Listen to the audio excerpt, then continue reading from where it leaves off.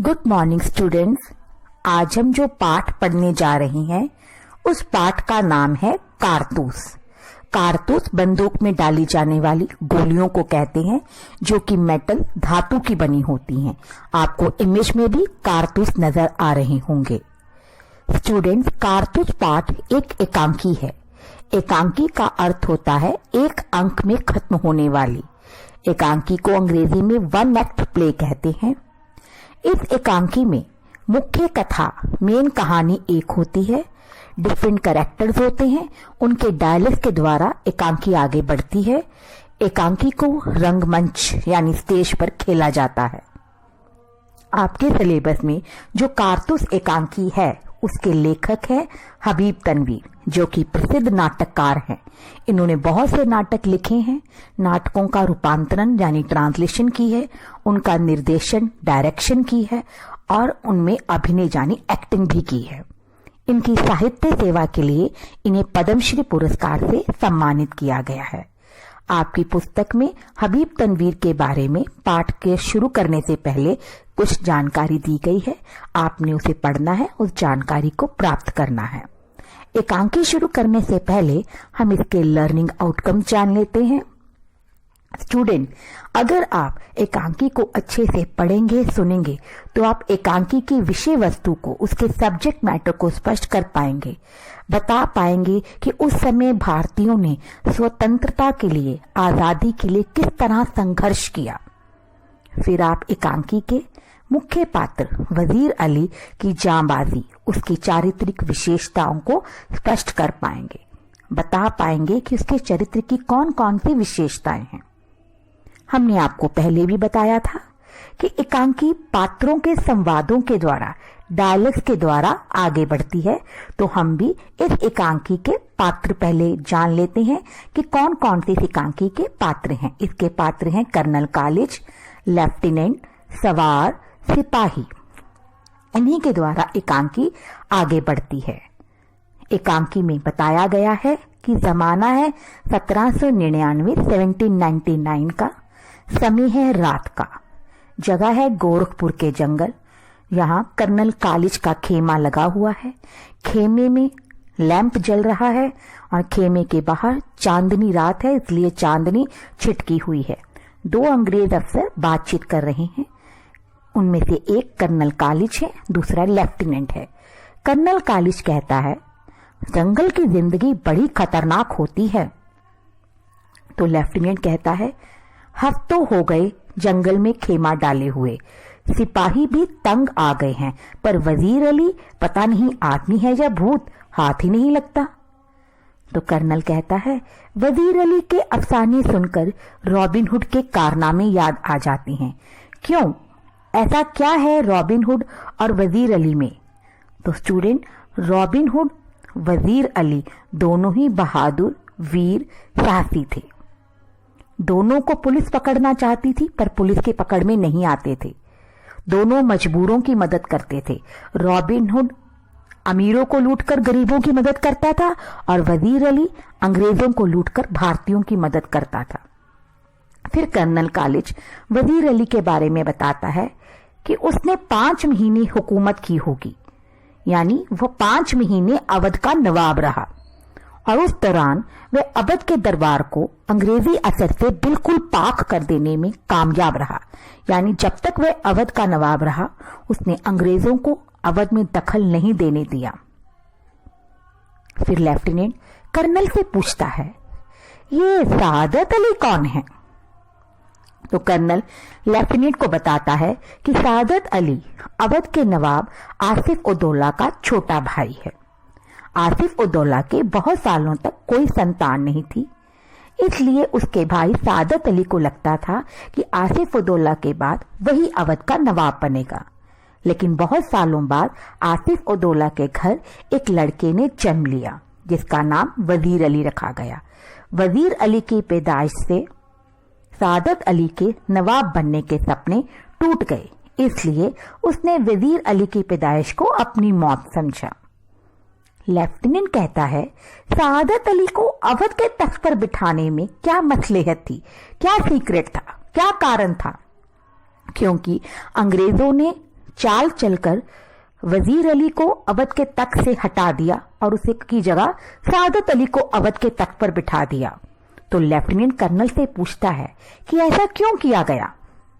तो कर्नल कहता है कि सादत अली अंग्रेजों का दोस्त है और बहुत ऐश पसंद आदमी है। उसे तख्त पर इसलिए बिठाया गया ताकि अंग्रेजों को फायदा हो, और हुआ भी। उसने तख्त पर बैठते ही अवध की आधी जायदाद उसने अंग्रेजों को दे दी और 10 लाख रुपए नगद भी दिए।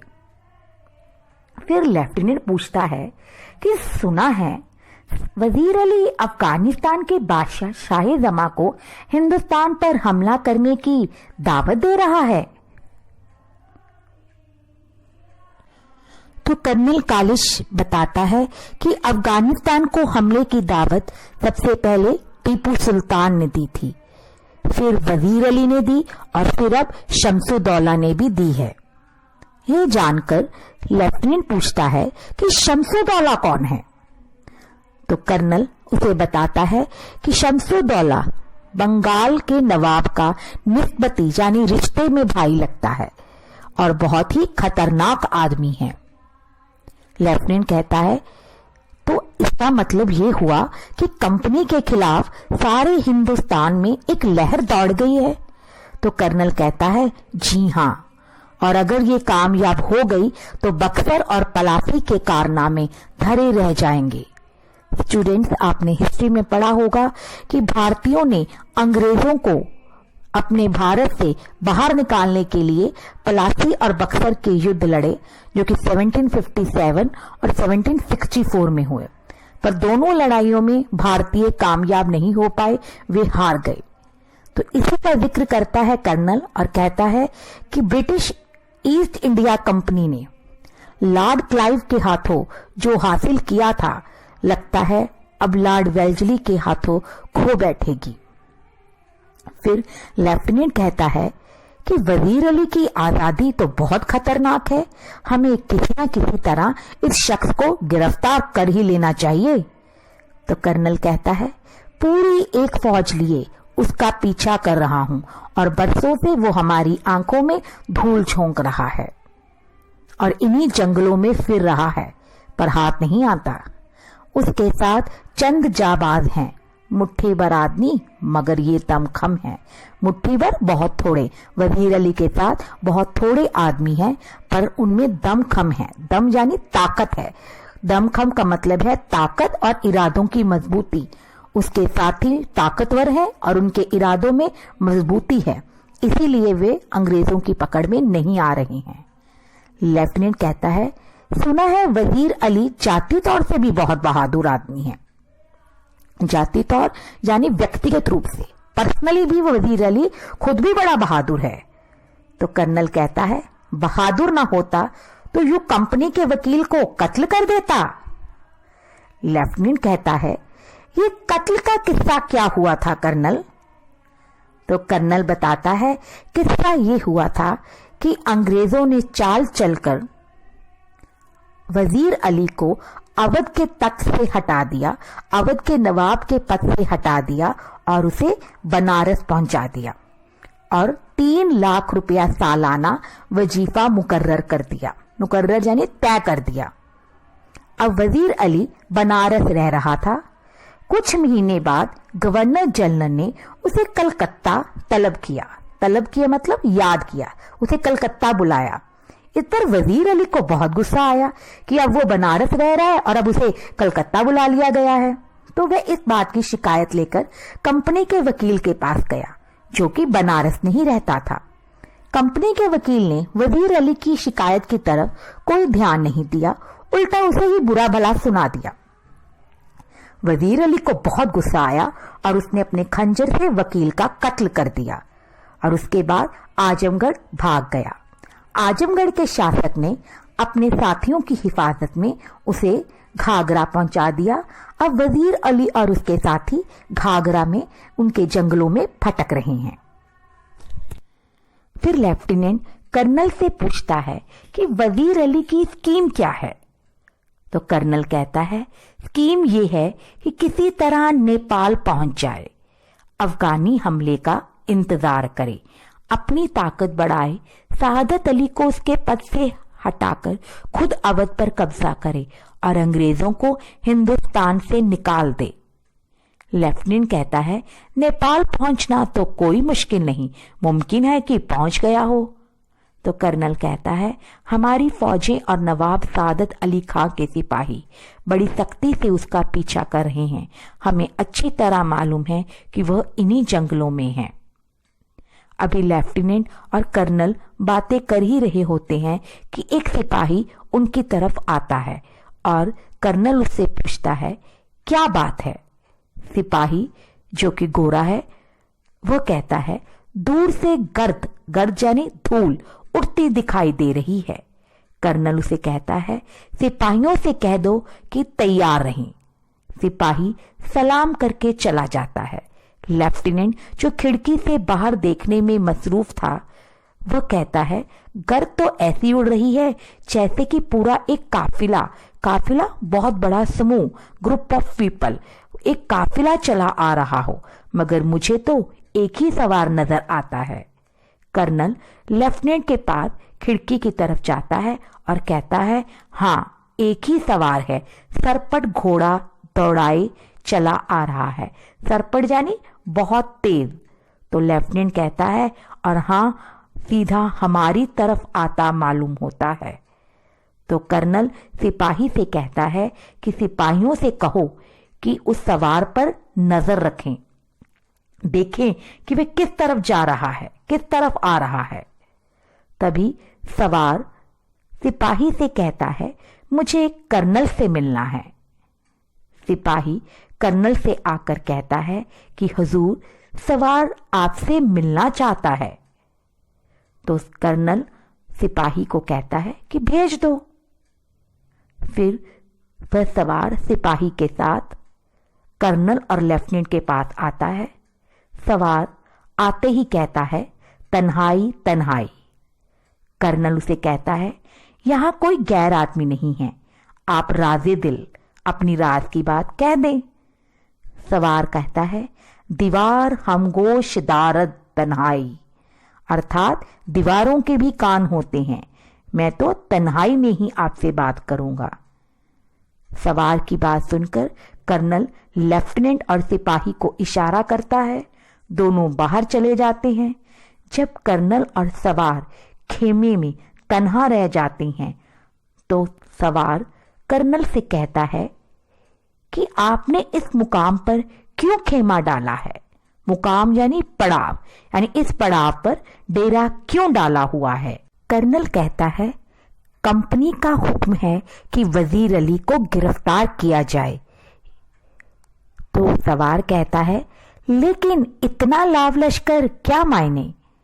लाव लश्कर का अर्थ होता है फौज, सेना की बहुत बड़ी टुकड़ी और युद्ध सामग्री।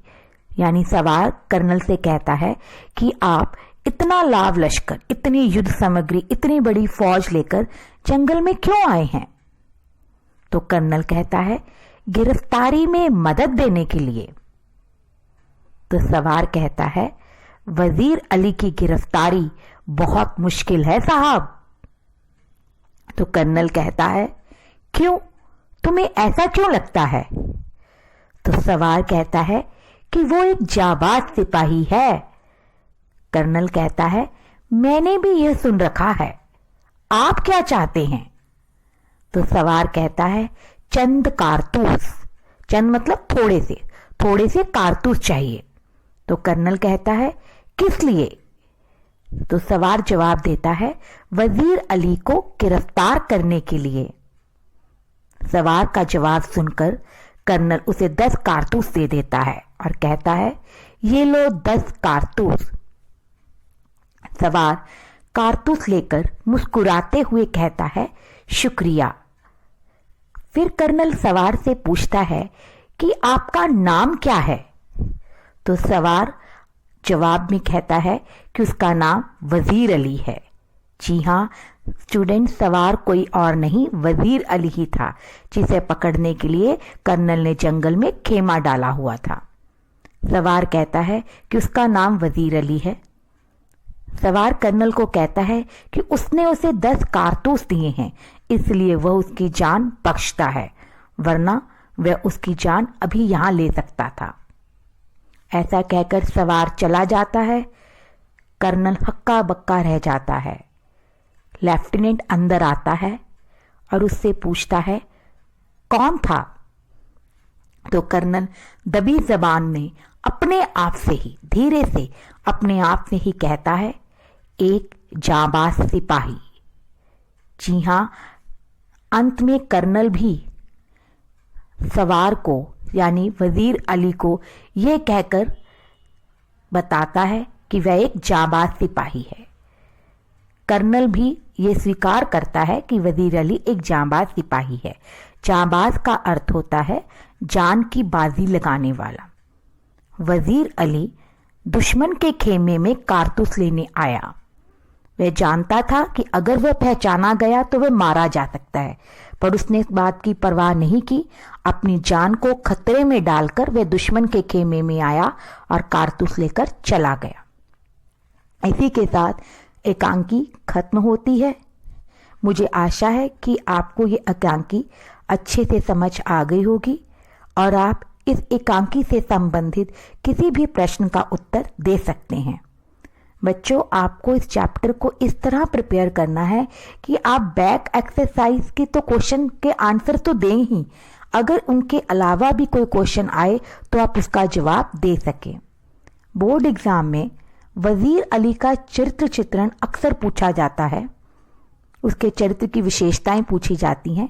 ये क्वेश्चन बैक एक्सरसाइज में डायरेक्ट नहीं है, तो आपको इस क्वेश्चन को भी प्रिपेयर करना है। मैं आपको अभी इस क्वेश्चन के बारे में भी थोड़ा सा डिस्कस करूंगी। आपने उसके नोट्स बना लेने हैं और उसको भी प्रिपेयर करना है। तो चलिए अब हम जानते हैं कि वजीर अली के चरित्र की क्या विशेषताएं हैं। स्टूडेंट, अगर आपको वजीर अली के चरित्र चित्रण के बारे में पूछा जाएगा तो आप कहेंगे कि वजीर अली कारतूस एकांकी का मुख्य पात्र है। सारी एकांकी उसके इर्द गिर्द घूमती है। वह एकांकी में शुरू से लेकर अंत तक रहता है। उसके चरित्र की विशेषताएं इस प्रकार हैं। फिर लिखेंगे सच्चा देशभक्त। ऐसे आप हेडिंग्स बनाएंगे और आगे उन्हें इलेबरेट करेंगे। हेडिंग्स बनाकर डिफरेंट पॉइंट बताकर अगर आप चरित्र चित्रण करेंगे तो आपका एग्जामिनर पर इंप्रेशन अच्छा पड़ेगा। इसलिए जब भी किसी का चरित्र चित्रण करने के लिए कहा जाए तो कोशिश करिए कि आप डिफरेंट पॉइंट्स और हेडिंग्स बनाएं। इसी तरह आप पहला हेडिंग बनाएंगे सच्चा देशभक्त। वजीर अली एक सच्चा देशभक्त था। वह अंग्रेजों को हिंदुस्तान से बाहर निकालना चाहता था।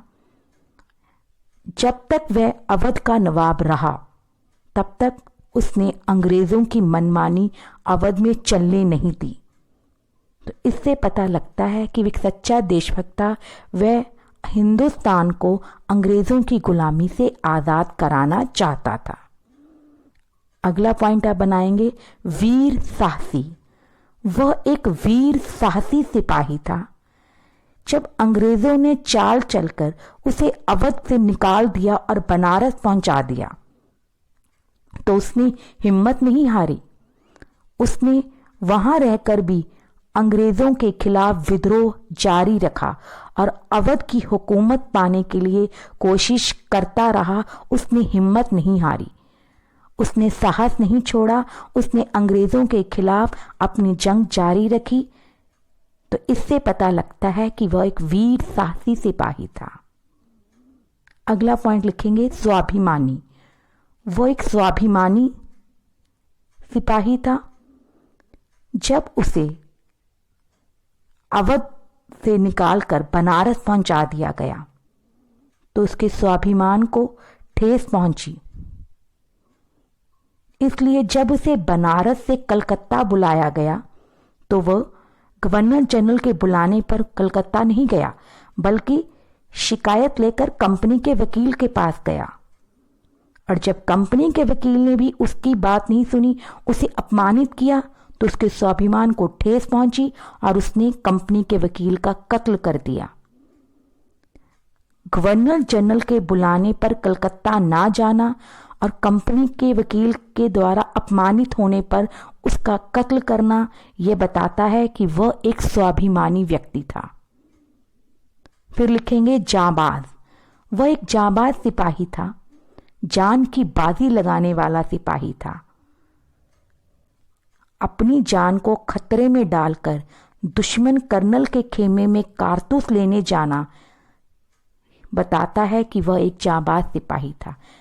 वह अपनी जान गंवाने से डरता नहीं था। तो इस तरह आप डिफरेंट पॉइंट्स बताकर वजीर अली का चरित्र चित्रण बताएंगे। मुझे आशा है कि अब आप एग्जाम में अगर ये प्रश्न आ जाएगा तो आप उसे अच्छे से अटेम्प्ट कर पाएंगे।